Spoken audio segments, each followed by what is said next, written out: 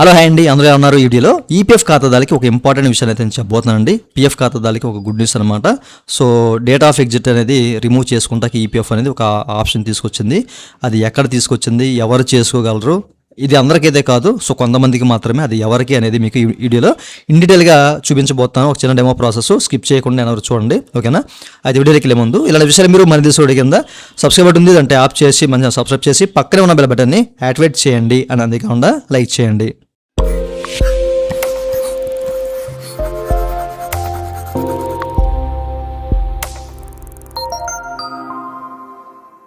ఇక టాపిక్లోకి వెళ్తే కనుక మనకి ఈపీఎఫ్ ఎగ్జిట్ డేట్ అనేది రిమూవ్ చేసుకుని మళ్ళీ ఇనిషియేట్ చేసుకుంటాకి ఒక మంచి ఆప్షన్ అయితే తీసుకొచ్చిందండి.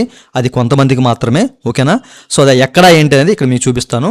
అయితే ఇది ఓన్లీ ఎంప్లాయర్ మాత్రమే చేయగలరు. ఇక్కడ నేను జస్ట్ ఎలా చేస్తారు అనే విషయాన్ని అయితే నేను చెప్తాను, ఓకేనా? ఇక్కడైతే ప్రాసెస్ చేయట్లేదు, బట్ ఎలా చేస్తారు, ఎవరు చేసుకోగలరు అనే విషయాలు మాత్రమే చూపిస్తాను. ఓకే, ఇట్లా లాగిన్ అయిన తర్వాత ఎంప్లాయర్ పోర్టల్ వాళ్ళు మెంబర్ అని చెప్పేసి కనబడుతుంది కదా, దీన్ని క్లిక్ చేస్తే ఇక్కడ ఆప్షన్స్ కనబడతాయి అన్నమాట ఈ డ్రాప్ డౌన్ మెనూలో, ఓకేనా? అయితే చివరిది మీరు చెక్ చేసుకోవచ్చు, removal of date of exit అని చెప్పేసి కొత్తగా ఒక ఆప్షన్ అయితే తీసుకొచ్చారన్నమాట. ఓకే, దీన్ని క్లిక్ చేశారనుకోండి, లోడింగ్ తీసుకుంటుంది. అండ్ ఆ తర్వాత మీరు ఇక్కడ చెక్ చేసుకోవచ్చు ఎవరైతే వీళ్ళ కంపెనీలో చేస్తున్నారో, సో వాళ్ళకి సంబంధించిన యూఈ నెంబర్ కానివ్వండి, మెంబర్ ఐడి కానీ ఇక్కడ ఎంటర్ చేయాలన్నమాట, ఓకేనా? ఈ ఎస్టాబ్లిష్మెంట్లో ఈ కంపెనీలో చేసిన వాళ్ళ యూఏఎన్ నెంబరు, ఓకే, నేనైతే ఎంటర్ చేశాను. ఎంటర్ చేసిన తర్వాత ఇక్కడ సెర్చ్ అని చెప్పేసి క్లిక్ చేస్తే కనుక సో మెంబర్ ఐడి షో అవుద్ది అనమాట. ఓకే, సో ఇలా లోడింగ్ తీసుకొని మెంబర్ ఐడి షో అవుద్ది అనమాట. ఇది వాళ్ళు కన్ఫర్మ్ చేసుకుంటారు. ఆ తర్వాత గెట్ డీటెయిల్స్ని క్లిక్ చేస్తే కనుక ఆ ఎంప్లాయీ ఎవరైతే ఉన్నారో వాళ్ళ సంబంధించిన డీటెయిల్స్ అన్నీ కూడా ఇక్కడ షో అవుతాయి. ముఖ్యంగా ఏంటంటే member information, name, date of birth, దాంతోపాటు date of exit EPF, date of exit EPS, ఈ రెండు కూడా షో అవుతాయి అనమాట. దాంతోపాటు రీజన్ ఆఫ్ ఎగ్జిట్ డీటెయిల్స్ కూడా ఇక్కడ చూపిస్తారు అనమాట, ఏ రీజన్ వల్ల వాళ్ళు బయటికి వెళ్ళిపోయారు అనే విషయాన్ని, ఓకేనా? అయితే ఇప్పుడు మనకి ఇక్కడ రిమూవ్ ఎగ్జిట్ డేట్ అని చెప్పేసి కనబడుతుంది. అయితే దీనికి ముందు మనం కొన్ని విషయాలు తెలుసుకోవాలి, ఓకేనా? ఇన్స్ట్రక్షన్స్ అండ్ వ్యాలిడేషన్స్ గురించి మనం తెలుసుకోవాలి. కాబట్టి ఇక్కడ క్లిక్ చేసి అనుకోండి, పైన మీరు చెక్ చేసుకోవచ్చు, ఇలా చూపిస్తారు అనమాట, ఓకేనా? ఇక్కడ ఇన్స్ట్రక్షన్స్ అసలు ఎలా జరిగిద్ది ఏంటి అనేది ఇక్కడ క్లియర్గా మెన్షన్ చేశారు.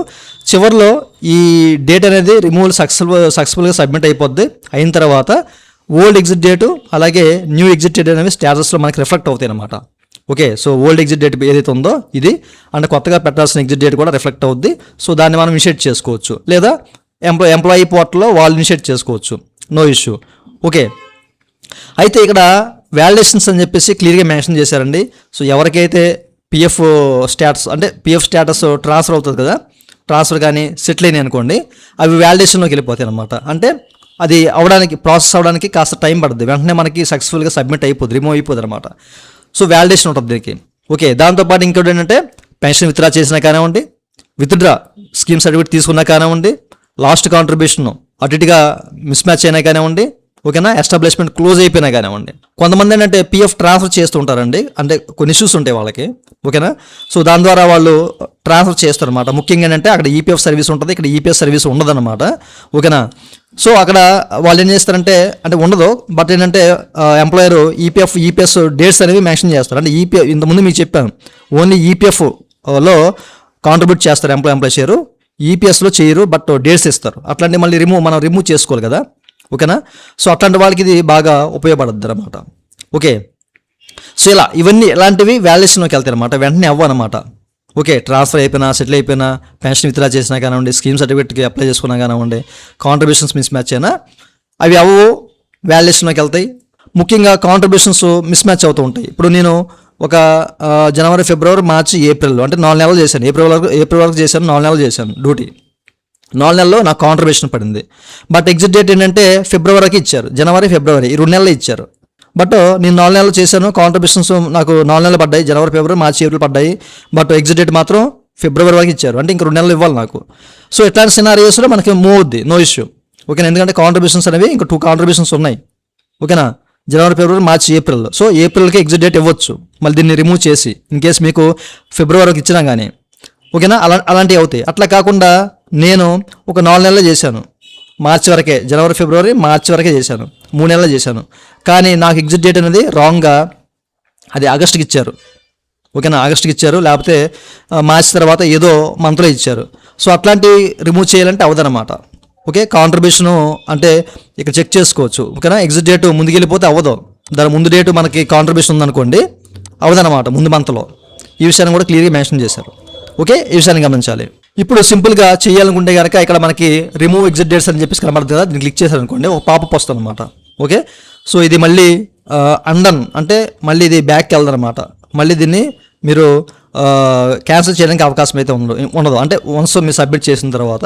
అండ్ దాంతోపాటు మీరు రీజన్ ఆఫ్ లివింగ్ కూడా ఈపీఎఫ్ సంబంధించిన రీజన్ ఉంటుంది కదా, ఈ రీజన్ వల్ల మీరు ఎగ్జిట్ అవుతూ ఉంటారు అనమాట. అది సెసేషన్ ఆఫ్ సాఫ్ట్ సర్వీస్ లేకపోతే ఇంకోట. సో అట్లాంటివి కూడా రిమూవ్ అయిపోతాయని చెప్పేసి ఇక్కడ క్లియర్గా మెన్షన్ చేశారనమాట. ఓకేనా, అంటే ఇక్కడ రీజన్స్ కూడా రీజన్ ఆఫ్ లివింగ్ ఈపీఎస్ అవి కూడా రిమూవ్ అయిపోతాయి డేట్స్తో పాటు. ఓకే, ఇక్కడ ఎస్ రిమూవ్ అని చెప్పేసి క్లిక్ చేస్తే రిమూవ్ అయిపోద్ది. ఓకేనా, ఇమీడియట్గా ఇది మనకున్న ఈ ఎలిజిబుల్ క్రైటీరియా ప్రకారం రిమూవ్ అయిపోతాయి అనమాట. ఓకే, సో ఇట్లాంటివన్నీ కూడా వ్యాలిడేషన్ స్టేజ్లోకి వెళ్ళిపోతాయి. కొన్ని తీసుకోవు ఇక్కడ అసలు తీసుకోకూడదు, ఈ విషయాన్ని గమనించాలి. సో ఇట్లా డేట్స్ అనేవి బ్యాక్ చేసుకోవచ్చు అనమాట. అంటే రిమూవ్ చేసుకుని మళ్ళీ ఇనిషియేట్ చేసుకుంటే ఛాన్స్ అయితే ఉంటుంది అనమాట. అంటే ఎవరికైతే జెన్యున్గా చేసి తప్పుగా పడతాయో అట్లాంటి వాళ్ళు ఇట్లా రిమూవ్ చేసి మళ్ళీ వాటిని ఇనిషియేట్ చేయడానికి అంటే ఎగ్జిట్ డేట్ ఇవ్వడానికి అవకాశం కల్పించారన్నమాట. ఈ విషయాన్ని గమనించాలి. ఓకేనా, సో ప్రతి ఒక్కరికి విషయం తెలియాలన్న ఉద్దేశంతో చెప్తానండి. ఓకే, సో మీది కనుక అలా ఉంటే కనుక మీరు మీ కంపెనీ వాళ్ళని అయితే కనెక్ట్ అవ్వండి. ఇప్పుడు మీకు వాళ్ళు ఆ డేట్స్ అనేవి రిమూవ్ చేసి మళ్ళీ కొత్త డేట్స్ అనేవి ఇవ్వడానికి అయితే అవకాశం అయితే ఉంటుందన్నమాట. ఓకేనా, సో చూసారు కదా, ప్రతి ఒక్కరికి విషయం తెలియాలి అన్న ఉద్దేశం చెప్తానండి. ఇదండి వాళ్ళ వీడియో. ఈ వీడియో మీ నచ్చితే కింద లైక్ చేసి మన సపోర్ట్ చేయండి. అలాగే ఇలా విషయాలు మీరు మధ్య చూడే కింద సబ్స్క్రైబ్ ఉంది, దాంట్లో ఆప్ చేసి మన సబ్స్క్రైబ్ చేసి పక్కన ఉన్నట్టు అలౌట్ చేయండి. Thank you for watching and జై హింద్.